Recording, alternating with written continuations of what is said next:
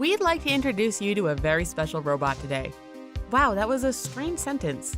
Well, her name is Sophia, and she's not only a robot, but she's a full-fledged citizen of Saudi Arabia. And we mean she's on the books official. Before we get to know Sophia, be sure to get closer to the Hub by subscribing and turning on your notifications. Okay, so granting a robot full citizenship was obviously a publicity stunt, meant to get people's attention, and obviously it worked really well since Sophia made international headlines.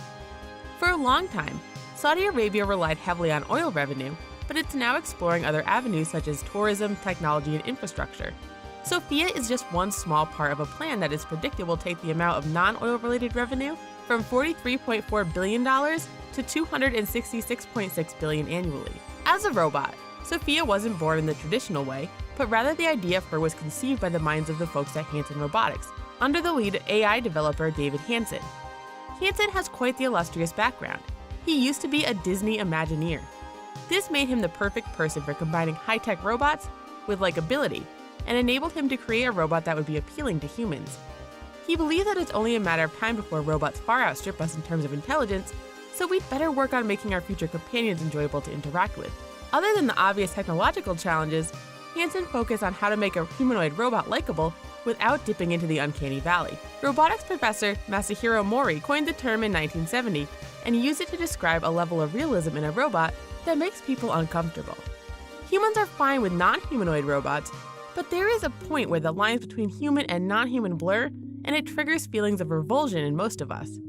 That dip is known as the uncanny valley, and moving past it into a realm of realistic robots, indistinguishable from humans, is a real challenge. Basically, creating a robot that can talk, move, and interact with people and its environment is all well and good, but not if it's going to freak everyone out for being in that uncomfortable chasm between non-human and human. Hanson set out to create an aesthetically appealing robot that is also capable of refined social responses. To do this, it was necessary to program her to have a vast array of social protocols and be able to mimic many of the gestures we all do without thinking. Sophia can maintain eye contact and recognize facial expressions and speech patterns in humans, which allow her to react accordingly. She can smile when she hears something with the cadence of a joke and compose an appropriate response. Can robots be programmed to feel is a pretty deep subject, but Sophia can at least pretend to have feelings. She's able to mimic human facial expressions and claims to feel happy, angry, or sad depending on what is going on around her. In order for most people to feel comfortable being around Sophia, they need to be able to communicate with her, and she's certainly able to hold up her half of a conversation. When it comes to her looks, she was modeled after beloved actress Audrey Hepburn. Making her look vaguely recognizable and classically elegant was the goal, since the team behind Sophia wants humans to find her approachable. Whether you want a Sophia of your own, or you're concerned about a possible robot uprising, you should know that currently there is only one Sophia out there. While she's quick with an answer and a smile, all of her dialogue is pre-programmed by Hanson and his team. She doesn't have what most of us would consider to be free will, or any substantial cognitions. But Hanson believes that in time that will change. It will be fascinating to see how Sophia and her inevitable successors change over time. Some people are quick to label Sophia as nothing more than a PR stunt and a cleverly designed puppet. But creating talking puppets is nothing new, especially for a former Disney Imagineer. The fact that we are dedicating time and resources to creating robots designed to interact comfortably with humans and blend in with them is a pretty huge step. For a long time, trying to make robots more humanoid seemed like a waste of resources and a fruitless endeavor, but that finally seems to be changing.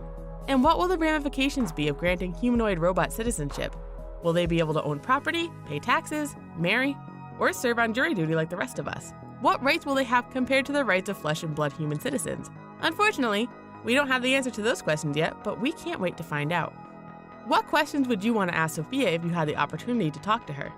Let us know your burning questions for the first robot citizen in the comment section. Before you go, be sure to like this video and subscribe to The Hub for more. Thanks for watching, and we'll see you next time.